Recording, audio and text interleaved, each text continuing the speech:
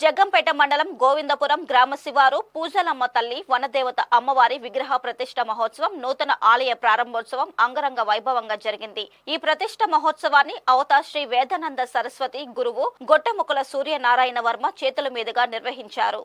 ఈ కార్యక్రమానికి ముఖ్య అతిథులుగా ఎమ్మెల్యే జ్యోతుల నెహ్రూ, కాకినాడ జిల్లా టీడీపీ అధ్యక్షులు జ్యోతుల నవీన్ హాజరై అమ్మవారిని దర్శించుకొని తీర్థ ప్రసాదాలు స్వీకరించారు. అనంతరం ఆలయ కమిటీ వారు ముఖ్య అతిథులను ఘనంగా సత్కరించారు. ఈ సందర్భంగా ఎమ్మెల్యే నెహ్రూ మాట్లాడుతూ 200 సంవత్సరాలుగా ఉన్న ఈ ఆలయ స్థానంలో నూతనంగా అమ్మవారికి ఆలయం నిర్మించడం శుభ పరిణామమని అన్నారు. అదేవిధంగా ఈ ఆలయ నిర్మాణం కోసం కృషి చేసి పూర్తి చేసిన ఘనత గొట్టెముక సూర్యనారాయణ వర్మకే దక్కుతుందని అన్నారు.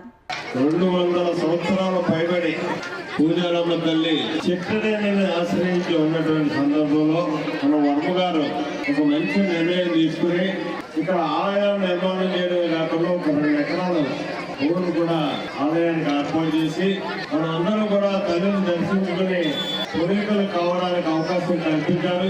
మరి దీన్ని గోవిందపురం గ్రామస్తులు ఒక మంచి బాధ్యతగా తీసుకుని ఈ తల్లిని అందరూ సమిష్టిగా కలిసి పూజా కార్యక్రమాలు చేసుకుంటూ ఆ తల్లి దగ్గరికి మనం కోరిన కోరికలు తీర్చేటటువంటి మహాతల్లి కాబట్టి అందరూ దర్శించుకోవడానికి అవకాశం కల్పించే విధంగా వర్మ గారు ఇచ్చినటువంటి అవకాశాన్ని మరి మీ గ్రామస్తులు బాధ్యత తీసుకుని ఇది చుట్టుపక్కల గ్రామాలన్నిటికీ కూడా అవకాశం కల్పించే విధంగా నిర్వహణ చేయాల్సినటువంటి బాధ్యత గోవిందపురం గ్రామస్తుల మీద పెద్దల మీద ఉంది అని చెప్పి మనం చేసుకుంటూ మనస్ఫూర్తిగా వర్మ గారికి ఆ ప్రత్యేకమైనటువంటి ధన్యవాదాలు తెలియజేసుకుంటూ